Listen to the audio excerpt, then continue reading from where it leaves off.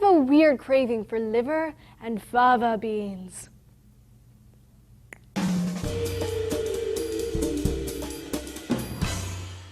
Hey hungry fans, Julia here for D News. Cannibalism. If you're a Hannibal fan, you're not squeamish around the subject of people eating other people, but it's one of the biggest taboos in human history. But not in nature. Sometimes it's a family affair. Mothers eat babies, babies feed off mom, or a mom eats dad. Other times it's warring factions of the same species, like chimps in Gombe National Park who ate neighboring groups' offspring as described in a study published in the journal Nature. But why don't humans do it? Well, simply put, it's not socially acceptable. Come on, just the thought of it is repulsive. And with good reason. It can cause nasty diseases like prion disease, which we know of as Creutzfeldt-Jakob's disease or mad cow disease. Prion disease is caused from a misfolding of protein molecules in the brain, which can happen for a variety of reasons, like a fluke of genetics or eating contaminated meat. The misfolded proteins will spread until the brain is basically transformed into a sponge riddled with holes. It eats away at memory, causes seizures, and it's ultimately fatal. While incredibly rare now, prion diseases might have been more common in history. And this is where things get interesting. Prion diseases might be rare now thanks to cannibalism. You see, researchers found that a tribe in Papua New Guinea has a genetic mutation that protects them from prion disease. The tribe used to practice funerary cannibalism, where members of the tribe would eat the remains of the deceased rather than burying them. The men would eat the best meat, the meaty muscles, while women and children ate less good meat, the brain. And not surprisingly, they were devastated by an epidemic of what they called kuru, a prion disease. At its peak in the 1950s, the epidemic killed 2% of the population every year.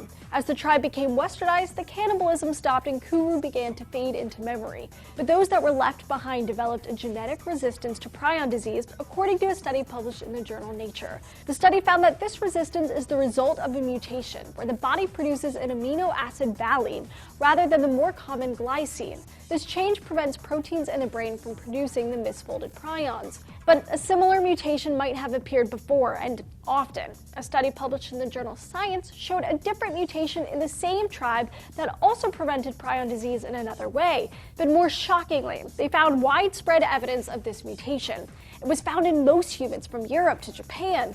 The researchers suggest that most early humans practiced some form of cannibalism and probably suffered massive epidemics of prion diseases, and hence why a large portion of the world's population now has some protection from these diseases. But protection from disease isn't the only benefit to cannibalism.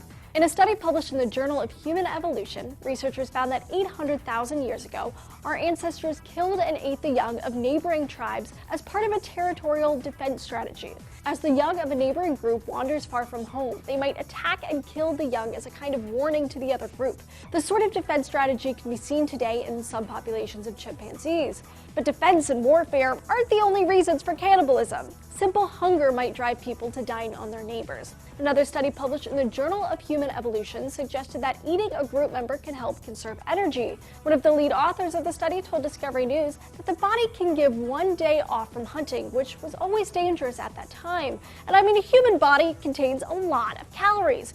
According to James Cole, a professor on human origins at the University of Brighton, puts the calorie count of a human body at about 81,500 calories. So that's fun news, eh?